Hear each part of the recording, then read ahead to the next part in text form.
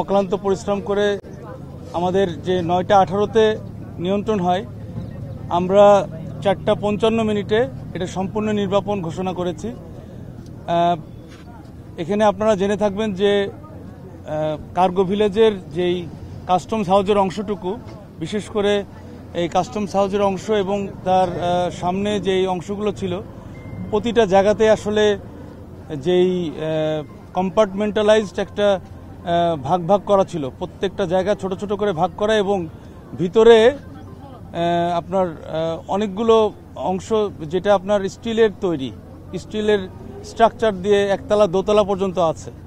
এখানে অনেক কম্বাসেবল ম্যাটেরিয়াল ছিল, মানে হ্যাজার্ডাস যে ম্যাটেরিয়াল, এর লোডটা অনেক বেশি, মানে অকুপেন্সি লোডটা অনেক বেশি, যেটার জন্য আমাদের এত সময় লেগেছে। আর আরেকটা বিষয় যে যেই এখানে যদি অ্যাক্টিভ অথবা প্যাসিভ, মানে আমাদের যে কোনো ধরনের ডিটেকশন সিস্টেম যদি থাকতো এবং তার সাথে প্রোটেকশন সিস্টেম থাকতো, তাহলে হয়তো এতটা দুর্ঘটনা ঘটতোই না। তো এই ধরনের কোনো বিষয় আমরা এখানে পাইনি, যার কারণে আমাদেরও বেগ পেতে হচ্ছে, আমাদেরও তদন্ত করে বের করতে হবে আসলে কখন কিভাবে এই আগুনটা ধরে। তো যাই হোক, আমাদের নির্বাপন দিলেও যেহেতু এখানে স্টিল স্ট্রাকচারের ইস্যুটা অনেক বেশি, এরা হিট অনেক অ্যাবজর্ব করেছে এবং হিট এখনও রিলিজ করছে। হিট যেহেতু রিলিজ করছে, তার সাথে তার অথবা অন্যান্য কিছু কম্বাসেবল ম্যাটেরিয়াল রয়ে গিয়েছে, এই জন্য ধোঁয়া কিছুটা দেখতে পাচ্ছেন। তবে ভয়ের কোনো কারণ নাই, কোনো ফ্লেম নাই। আর ফ্লেম যদি হয়ও, তাহলে আমাদের 4টা ইউনিট এখানে অবস্থান করবে টিল যতক্ষণ পর্যন্ত আপনার এই ধোঁয়াগুলো থাকবে। আশা করছি যে বড় ধরনের কোনো দুর্ঘটনা ঘটার সম্ভাবনা নাই, বিধায় আমরা এটা নির্বাপন ঘোষণা করছি। একটা বিষয় সেটা হলো বলছিলেন যে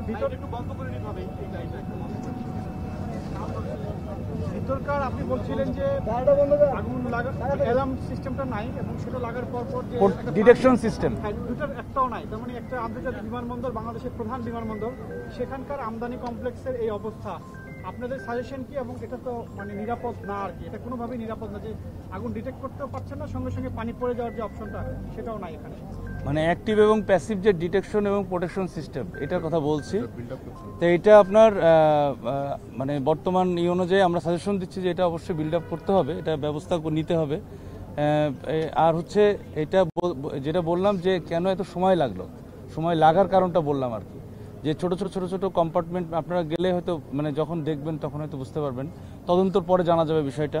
তবে এটা মানে খুব ছোট ছোট মানে ঘরের মতো করে ভিতরে এরকম ভাগ করা, বিভিন্ন মানে ভাগ করার কারণেই এটা হয়তো ভিতরে কেটে কেটে ঢুকতে হয়েছে আমাদের।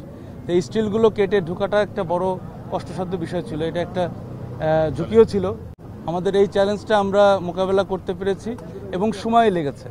এই কারণে আমাদের প্রথম দিকে যেহেতু আমরা যদি ভিতরে ঢুকতে পারতাম, মানে সিস্টেমেটিক যে প্রসেসটা থাকে সাধারণত, এক্সিট রুট, আপনার এসকেপ রুট, এইগুলো এখানে কম ছিল এবং এটা খুবই স্টোরটা খুবই আপনার কনজাস্টেড, মানে কি বলবো, মানে জায়গাটা খুবই ন্যারো, যার কারণে এত কনফাইন্ড স্পেসে আমাদের ফায়ার ফাইটিংয়ে একটু সময় লেগেছে আর কি।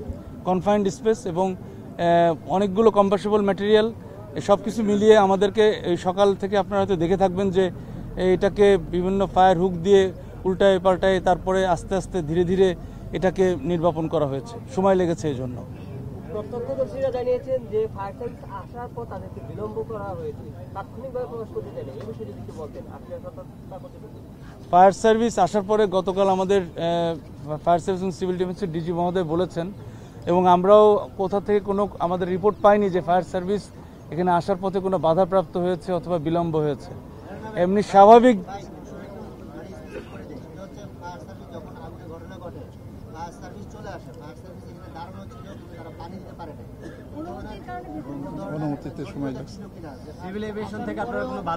আমি বুঝতে পেরেছি। আমি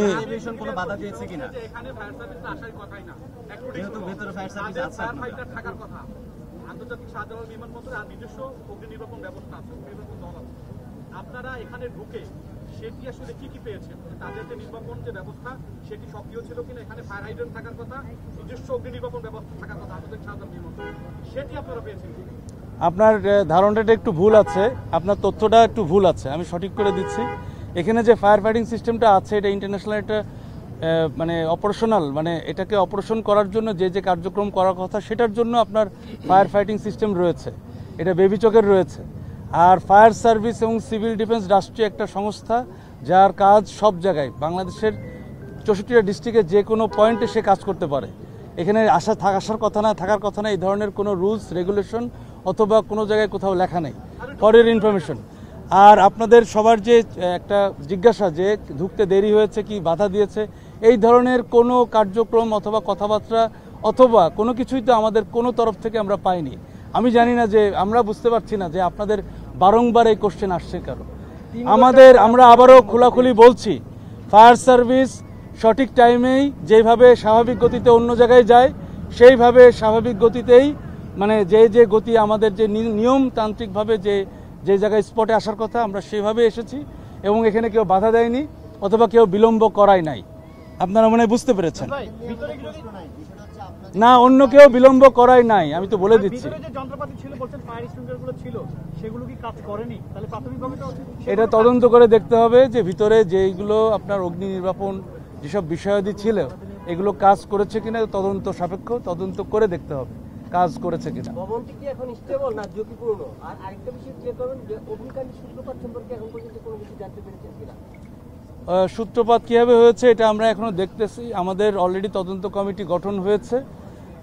এটা আমাদের প্রাথমিক রিপোর্ট এই যে নির্বাপনের পরে সাধারণত হয় এবং তদন্ত কমিটিটাও তার পরপরই হয়। আর এটার জন্য আমাদের একটু সময় দিতে হবে, আমরা একটু দেখে তারপরে আমরা যাচাই বাছাই করে তদন্ত করে বলতে পারবো সূত্রপাতটা কোথা থেকে। আর একটা যেটা জিজ্ঞেস করেছিলেন যে এখানকার যে স্ট্রাকচারটা কতটুকু ঝুঁকি, এটা অবশ্যই ঝুঁকিপূর্ণ, কারণ এখানে যেহেতু টেম্পারেচার অনেক হাই ছিল, আপনার 2 দিন প্রায় আজকে দিয়ে 2 দিনই হচ্ছে বলা যায়, 1 দিন প্লাস আর কি, 1.5 দিন, 24 ঘন্টা পার হয়ে গিয়েছে।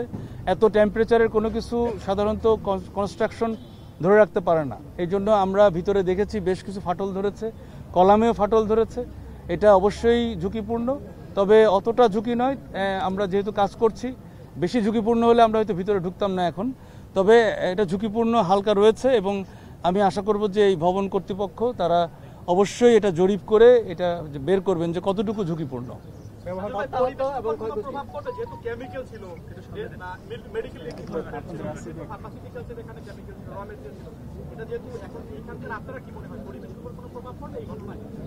এইটা কিছুটা কম, কারণ এখানে যেটা হয়েছে কেমিক্যাল বলতে যেটা আমরা বুঝি, মানে এটা কেমিক্যাল এজেন্ট তৈরি হয়েছে, মানে পুরার পরে আবার বাই প্রোডাক্ট আরেকটা এজেন্ট তৈরি হয়েছে।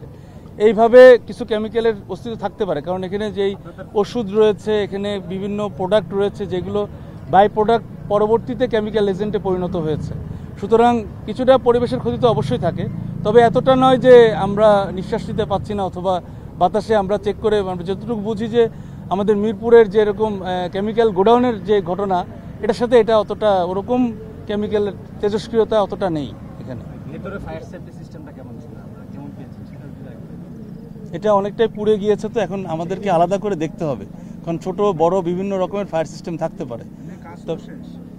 জি, আমাদের নির্বাপন শেষ, তবে নির্বাপনের পরে একটা জিনিস বলে রাখি, ধোঁয়া থাকতে পারে। আমরা আবারও বলছি, এজন্য আমাদের গাড়ি, আমাদের যে ইউনিট 4টা থাকবে এখানে, মানে ভবিষ্যতে কোনো অনাকাঙ্ক্ষিত কোনো দুর্ঘটনা এড়ানোর জন্য।